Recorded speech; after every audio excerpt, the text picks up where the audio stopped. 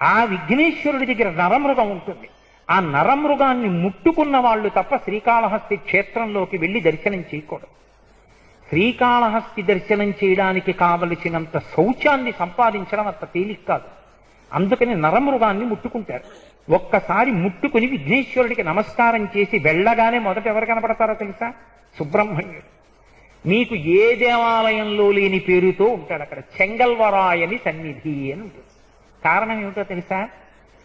సుబ్రహ్మణ్యేశ్వర స్వామి వారి యొక్క అనుగ్రహము విశేషంగా ప్రకటనమవడానికి 3 సాధనములు చెప్తారు పెద్దలు. ఒకటి, మంచి తేనె పట్ల నుంచి సమీకరించినటువంటి పుప్పుడితో కూడినటువంటి తేనె.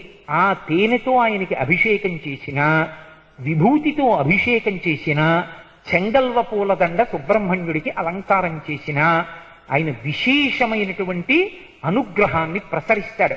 చాలా